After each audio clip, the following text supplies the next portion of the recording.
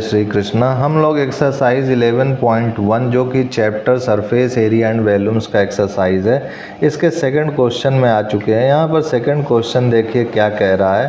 कह रहा है find the total surface area of a cone if its length height 21 metre दिया हुआ है and diameter of its base, यानी इसका बेस का जो डायमीटर है वो 24 मीटर है। तो आइए इसको भी हम लोग सॉल्व करते हैं यहाँ पर।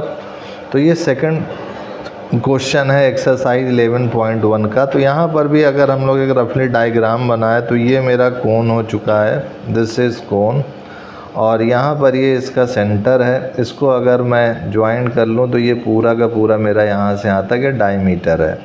और ये डायमीटर का जो मान दिया हुआ है वो हमको दिया हुआ है, दिस इज़ 24 मीटर। यहाँ पर ये जो स्लैंट हाइट है यानी L जो कि 21 मीटर गिवन में है, और इसको मैं ऐसे ज्वाइन कर दूं अगर, तो ये हमारा हाइट ऑफ द कोन है, ठीक है। अब हमको जो है टोटल सरफेस एरिया निकालना। तो यहाँ पर जो गिवन में सबसे पहले डायमीटर हमको दिया हुआ है 24 मीटर।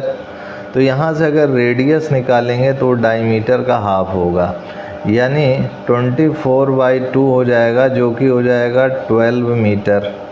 अब जब रेडियस हमको मिल गया 12 मीटर तो यहाँ से हम जो है आसानी से अब जो है निकाल सकते हैं टोटल सरफेस एरिया, ठीक है। तो यहाँ पर स्लैंट हाइट भी लिख देता हूँ मैं, दिस इज स्लैंट हाइट जो कि L से दिया हुआ है, और ये है हमारा 21 मीटर। तो यहाँ पर टोटल सरफेस एरिया यानी टोटल सरफेस एरिया ये है हमारे पास, जो कि हमारा πRL होता है, यानी ये कर्व सरफेस एरिया πRL, और ये नीचे का ये वाला एरिया यानी πr²। तो ये हमारा टोटल सरफेस एरिया हो गया। तो यहाँ से अगर देखें तो πr दोनों में कॉमन है, तो टोटल सरफेस एरिया क्या हो गया, πr कॉमन अगर ले लें तो यहाँ पर L बचेगा और यहाँ पर R बचेगा। तो ये L + R हो गया। अब इनकी वैल्यूज़ को अगर रख दें तो पाई का मान तो हमको पता है 22/7, और R का मान हमको पता है कि ये 12 है। तो यहाँ L का भी मान हमको पता है कि ये 21 है, तो 21 + 12 हो गया। तो यहाँ से अगर सॉल्व करेंगे अगर, तो ये हो जाएगा 22/7 × 12, तो ये हो जाएगा 213, तो ये हो जाएगा 33, ठीक है। अब ये 33 हो चुका है। इसको अगर सॉल्व करेंगे तो यहाँ से अगर देखा जाए तो ये 12 × 2 = 24, 4 2 कैरी, 12 × 2 = 24 और 2 26, दिस इज़ इंटू 33/7। तो 264 का हम लोग मल्टीप्लाई कर लेते हैं, दिस इज़ 264 × 33। तो 3 4 = 12, फिर 3 6 = 18, 1 19, और यहाँ पर देखा जाए तो यहाँ पर 3 2 = 6 है ना, 3 2 = 6, 1 7 हो गया।